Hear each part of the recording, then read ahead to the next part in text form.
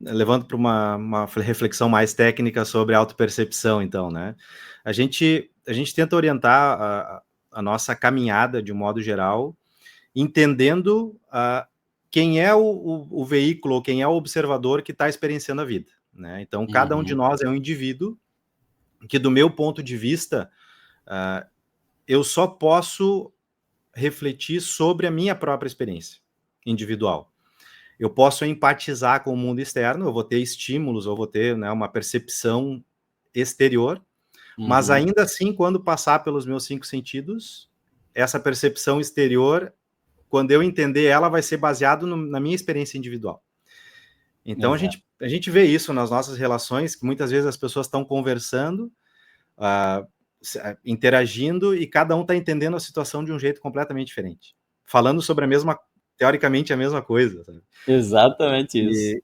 E o nosso mundo interno, então, cada um é um indivíduo único, é um universo único, e até acho que é por isso, muitas vezes, que tem uma dificuldade de tentar orientar as pessoas em grupo, como se fosse um grupo, como se existisse uma coesão, onde todos os participantes fossem iguais, né? Então, dentro da caminhada do yoga, a gente até tem uma forma de entender a prática, entender a vida, né? Por tentando sintetizar ou dando um passo a passo para a prática, mas o que vai acontecer dentro de cada um é único, porque cada um teve uma experiência diferente. Isso constrói a nossa realidade, fatalmente, né? E aí, vendo então o que nós temos como veículo, né? A partir do corpo físico é a base, e aí a gente tenta entender os 5 sentidos, entender o quanto os nossos 5 sentidos são ineficientes para construir a nossa realidade. Mas ainda assim, eles são a única ferramenta, o único equipamento que a gente tem para perceber. Então, a partir do yoga, a gente tenta trabalhar, a partir do corpo físico, as outras dimensões, né? Então, a gente lida no corpo físico, depois corpo mental, corpo emocional, que muitas escolas não colocam esse campo emocional como um campo único, algumas misturam junto com o mental, né?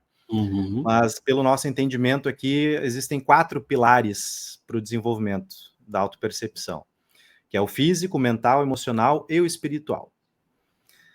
E muita gente, quando fala do espiritual, já pergunta, pois é, tem a questão dos chakras, quando eu vou ver luzinha, né? Ou, eu percebo seres, converso com seres e tal. Meus sonhos acontecem, aquelas coisas, né, que chamam a atenção, que é aquela percepção de que existe algo por trás que a gente não sabe explicar, né?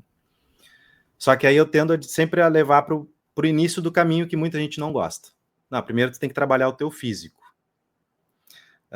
Não precisa fazer uma prática física de yoga, por exemplo, mirabolante. Mas tu tem que ter uma atividade física, uma atividade lúcida sobre o teu corpo, tem que ter uma alimentação saudável, relativamente saudável, ter consciência sobre o nosso corpo, né? E depois levar para o passo seguinte, que é a respiração. Que a respiração já é a ponte, né, entre o físico e o mental. Pelo menos é assim que a gente entende vindo do yoga. A gente estuda um pouco do taoísmo também, medicina tradicional chinesa, que dentro da nossa escola a gente tem um estilo de yoga que se chama Yin Yoga, que vem do Yin e Yang, né, usando posturas de yoga, onde a gente enfatiza na prática posturas de yoga que despertem as características do indivíduo, que é tranquilidade, é relaxamento, mas é também uma dimensão de reflexão, né? Então a gente usa na postura ali um momento de calma, tranquilidade, luz apagada, sem movimento. Se coloca na postura e fica ali só observando o que acontece no corpo, na mente, no emocional. E quando a gente começa a trabalhar nesse nível, as pessoas começam muitas vezes a experienciar catarses, né? Que é aí que a gente fala, se deu catarse é porque está começando a fazer efeito. Tá começando a perceber, né? Porque o corpo, ele armazena, a partir dos sentidos, né? Ele vai armazenando informação, e as informações que são ruidosas ou só lixo, que a gente não percebe que está entrando, elas vão se acumulando. E vão se acumulando muitas vezes no físico, somatizando em alguma parte do corpo, né? Uhum.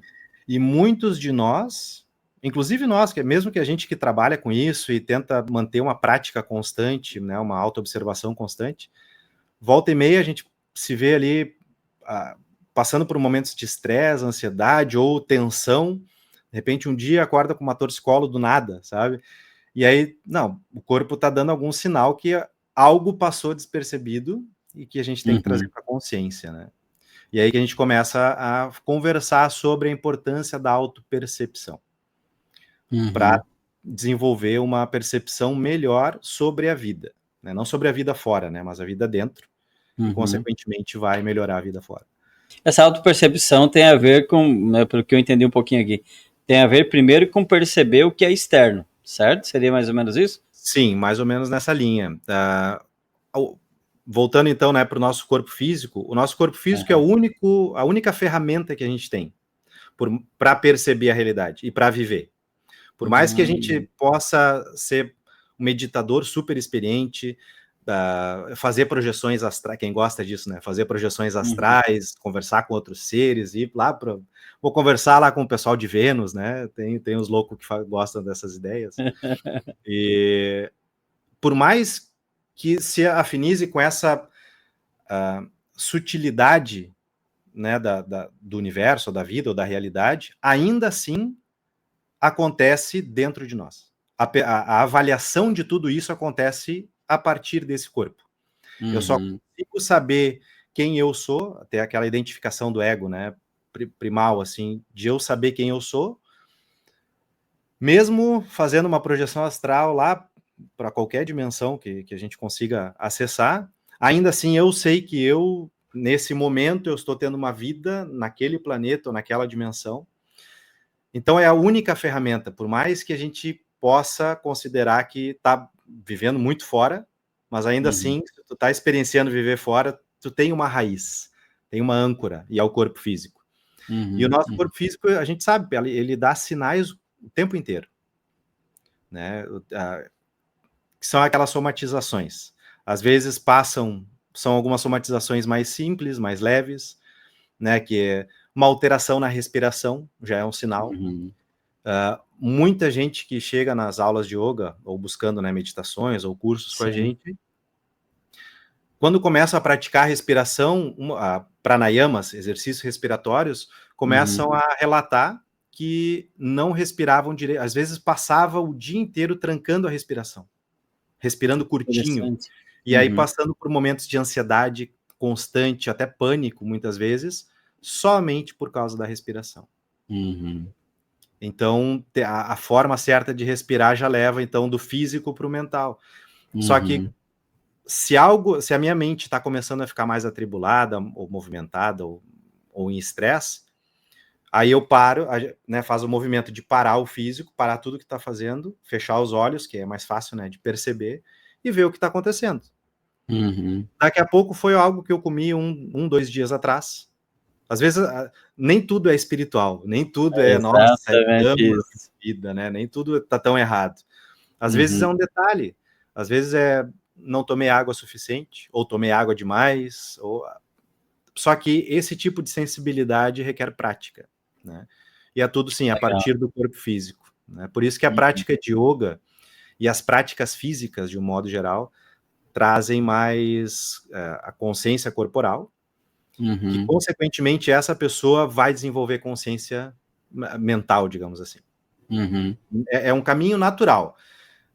Muita gente chegou nas nossas aulas, eu soube que o yoga ele é bom para o corpo, deixa magro e tal, né? E deixa forte, ou quero fazer posturas de contorcionismo. E a gente começa a fazer uma anamnese, tentar abordar a questão de meditação, e a pessoa, não, a gente vê que não conhece muito ou não se aproxima nisso. Mas quer ir pelo físico, já vai ser ótimo. Cara, é incrível. Questão de 1 mês, 2 meses praticando, a pessoa ela já começa, mas como é que é a meditação? O que é? O que são os chakras? Sabe? Começa a despertar para algo que nunca tinha pensado antes. E a gente não valoriza esse feedback externo em relação, né, vindo dos sentidos, que isso acontece o tempo inteiro, essa comunicação.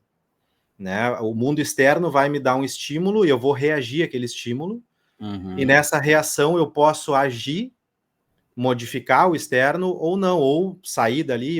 Então, isso acontece o tempo inteiro. E muitas pessoas relatam momentos de estresse ou não conseguem se orientar na sua própria vida porque não tem um distanciamento entre o estímulo e a avaliação daquele estímulo. Isso é um caminho que a meditação ajuda também a encontrar, né? Esse distanciamento do que está acontecendo fora e do que está acontecendo dentro de mim. Porque a maioria de nós tem uma tendência a ser reativo.